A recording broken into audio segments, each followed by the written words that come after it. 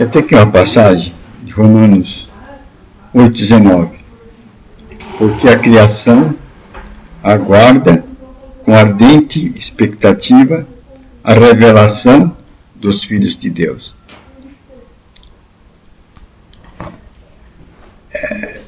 Aqui a gente vê que a criação aguarda, a criação tem uma expectativa pela manifestação dos filhos de Deus. Então é a manifestação dos filhos de Deus que é a expectativa da criação. Ela espera pela manifestação dos filhos de Deus. Agora, isso não quer dizer igrejeiro. Não diz que a criação geme pela expectativa de igrejas ou de um povo igrejeiro.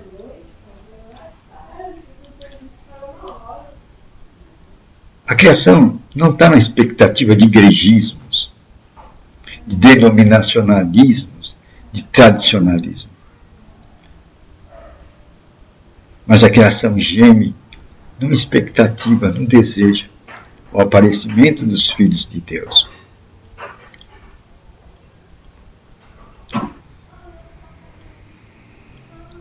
Este é o grande ponto, aparecimento dos filhos de Deus. Essa terra está esperando o aparecimento dos filhos de Deus. Quem são esses filhos de Deus? As Escrituras dizem bem claro, os filhos de Deus, quem são? Os filhos de Deus são aqueles dirigidos pelo Espírito de Deus. Vou repetir de novo, os filhos de Deus são aqueles dirigidos pelo Espírito de Deus. É por esses filhos de Deus que a criação geme com uma grande expectativa, esperando o aparecimento deles.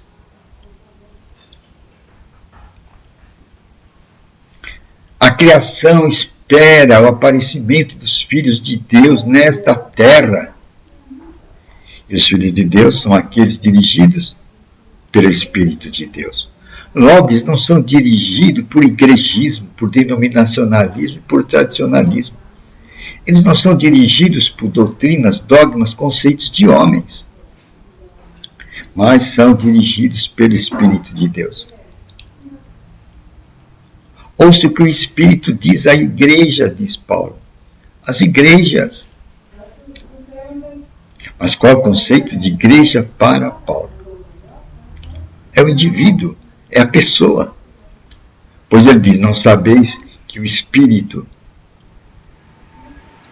de Deus habita em vós? Que o Espírito de Deus habita em vós? Que vós sois templo de Deus? Olha só a ideia de templo de Deus, de igreja de Deus na mente de Paulo. A pessoa, o indivíduo. Eu e você, você e eu. Nós. Não é um coletivo.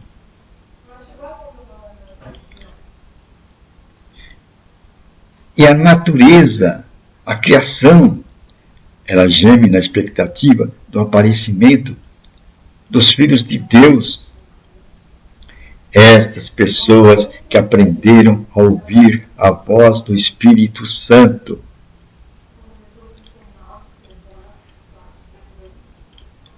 É aí que vai ter a definição clara.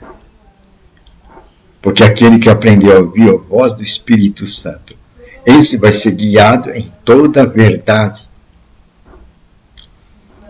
Mas não é uma verdade igrejeira, tradicionalista, denominacionalista.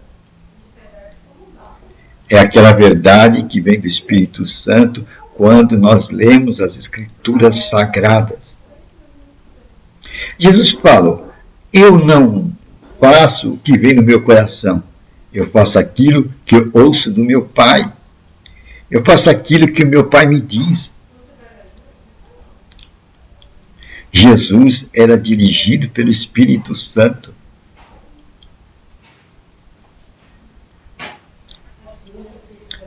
E Jesus é o nosso modelo. Nós devemos imitar Jesus. Espera-se que nós sejamos dirigidos pelo Espírito Santo. Que nós, como igreja, templo de Deus, tenhamos ouvidos, exercitamos nossos ouvidos para ouvirmos o Espírito Santo. Isso é um treino, é um exercício. Temos que ser ensinados a ouvir o Espírito Santo. Samuel, quando era jovem, Deus falou com ele. Mas Samuel não entendia a voz de Deus. E Samuel pensava que era seu chefe que estava falando com ele. E acordou o chefe, pois não, senhor, o senhor me chamou, estou aqui, o chefe. Eu não te chamei, Samuel. Vai dormir. Daqui a pouco Deus fala com Samuel. E Samuel pensa que é o chefe que está falando. Vai ao seu chefe. E o chefe diz, não. Vai dormir, menino. Eu não chamei ninguém. E pela terceira vez, Deus fala com Samuel. E Samuel de novo vai ao chefe. Aí o chefe percebe que é Deus querendo falar com Samuel. Aí ele dá instrução. Aí a partir dali, Samuel aprende a ouvir a voz de Deus. Mas ele teve que ser ensinado. Ele teve que ser ensinado, exercitado para ouvir a voz de Deus. Assim nós também.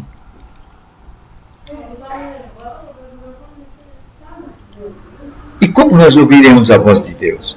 Qual é o princípio? Aquele princípio que está dito, a fé vem por ouvir a palavra de Deus. Em lugar de fé, coloque, a voz de Deus vem quando você ouve a palavra das Escrituras Sagradas. Quando você ouve a pregação do Evangelho. Aquela fé, aquela convicção é a voz de Deus falando ao seu coração. Naquele momento você está tendo uma visitação pessoal de Deus. Hoje uma das maneiras mais comuns de Deus falar com o seu povo, com as novas criaturas, é através da leitura da pregação do Evangelho. É por aí que Deus fala. Quando a gente está lendo a Escritura, quando está ouvindo uma pregação do Evangelho, bate uma voz, um entendimento. Mas deve segurar aquele entendimento. Aquele entendimento é a voz de Deus para nós. É assim que Deus guia o povo de Deus. Então, o povo de Deus, o homem de Deus, é dirigido pelo Espírito de Deus.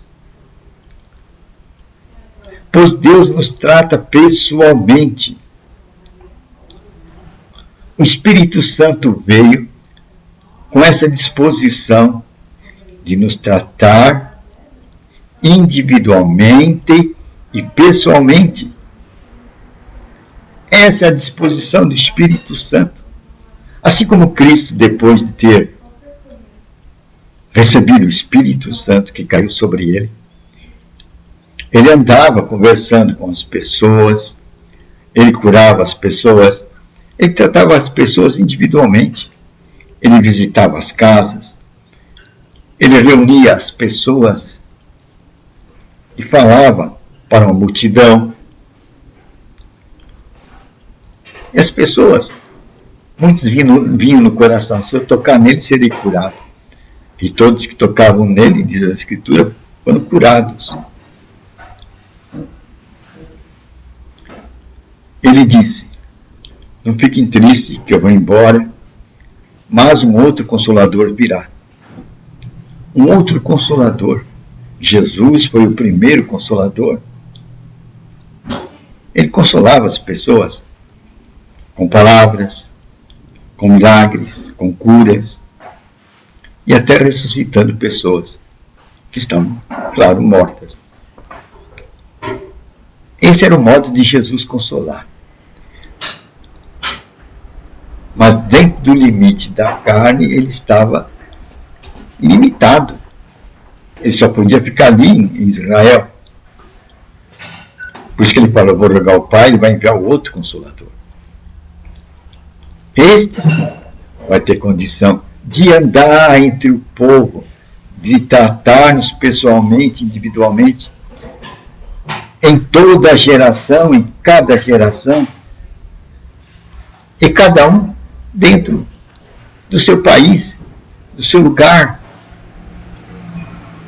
O Espírito Santo é Jesus amplificado, é Jesus universal, é Jesus que pode atender a todos simultaneamente. E disse Jesus, ele vos guiará em toda a verdade. Por que ele vai guiar em toda a verdade? Porque ele vai tomar do que é meu e vai entregar para vocês. Vai tomar do que é meu, quer dizer que o Espírito Santo vai tomar da palavra de Jesus Cristo. A base do Espírito Santo é a palavra. E nós sabemos que Jesus Cristo é a palavra. Jesus é o Verbo divino. Por isso que o Espírito Santo vai nos guiar em toda a verdade. Ele é o Espírito da verdade. Pois ele vai se basear em Jesus Cristo. Ele vai tomar da palavra e vai entregar para nós. E esta revelação, esta unção, é verdadeira. Quer dizer que nós podemos confiar nela. Este é o método, é o modo de Deus nos guiar aqui na terra nos dias de hoje, através do Espírito Santo. Por isso que diz que os filhos de Deus são dirigidos, guiados, governados por quem? Pelo Espírito Santo. Então não é igrejismo, não é denominacionalismo, não é tradicionalismo, não é de mais igrejas que precisamos, mas precisamos de novas criaturas, filhos de Deus, homens que aprenderam a ouvir o Espírito Santo. Homens que sabem como pegar a direção do Espírito Santo. Homens dirigidos pelo Espírito Santo. A natureza está esperando com expectativa, com ardente expectação, o aparecimento dessas pessoas, e não de igrejeiros. Como eu falei, igrejeiros é uma plateia conduzida por um líder. Mas a natureza não quer aparecimento de plateias.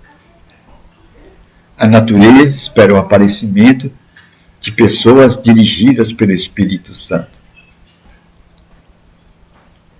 Aí é que vai fazer a diferença neste mundo. Esse é o grande propósito da natureza.